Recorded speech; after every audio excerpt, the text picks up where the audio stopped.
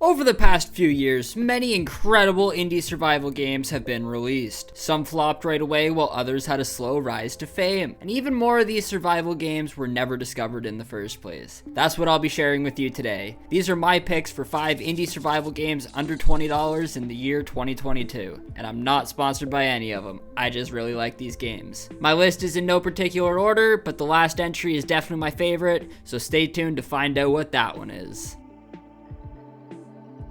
First on this list is Raft. I have this one as the first entry because I think a lot of you already have played Raft or at least know about it. Coming in at $19.99, it's also at the very tippy top of the price range I set for this video. I probably don't have to explain much about the game, but I will anyways. Here's the Steam description. Trapped on a small raft with nothing but a hook made of old plastic, players awake on a vast blue ocean totally alone with no land in sight. With a dry throat and an empty stomach, survival will not be easy. Resources are tough to come by at sea. Players will have to make sure to catch whatever debris floats by using their trusty hook, and when possible, scavenge the reefs beneath the waves and the islands above. I have personally played this game for 52.5 hours and have over half the achievements, and I would recommend, if you guys don't have it already, you go check it out.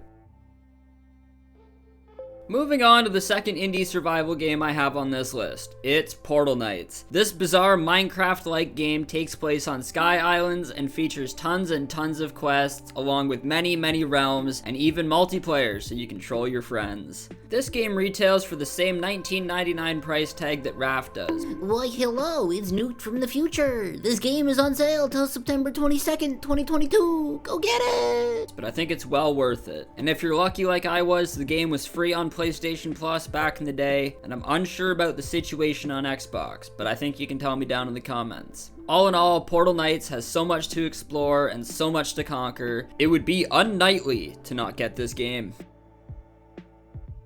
In our third spot, we have Shalnor Legends Sacred Lands. This one kinda stretches the definition of survival game, but it fits beautifully into indie game. Shalnor Legends comes in at the lowest price on our list of roughly 8 freedom tickets. Albeit, this game only has about 16 hours of normal gameplay. That's including all of the achievements, beating the game, all of that. It has negative reviews on Steam. All in all, I thoroughly enjoyed it, and I have friends that did as well. Some of the features are many challenging dungeons, very hard boss fights, or very easy depending on how good you are, fairly robust loot system with upgrades and collectibles, and best of all, it's in the 8-bit style for you retro lovers. If you haven't already, go check out Shalnor Legends Sacred Lands and the other games from Johnny Ostad.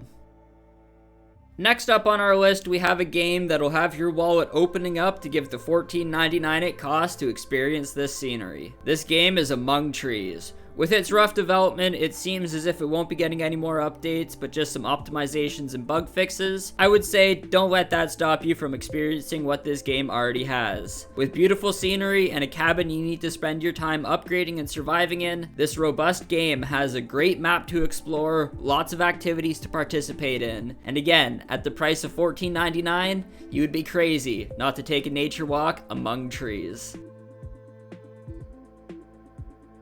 And finally, the game you've all been waiting to hear about, or just skipped here to see what it was. The Flame in the Flood. This roguelike river journey through the backwaters of a forgotten post-societal America is absolutely amazing. You must travel by foot and by raft down a procedurally generated river as you scrounge for resources, craft tools, remedy your afflictions, and evade vicious wildlife. And the most important thing to do is survive. Flame in the Flood features a protagonist and their very cute dog, Aesop, traveling through the flooded waters trying to make their way to higher ground. With a story mode and an endless river mode, this game can truly take survival to the next level, with many mechanics to keep in mind like hunger and thirst, but also your boat's health and how wet you are, and even how long till those pesky little ant bites kill you. Playing this game, I bet you won't make it past mile 15 in your first run.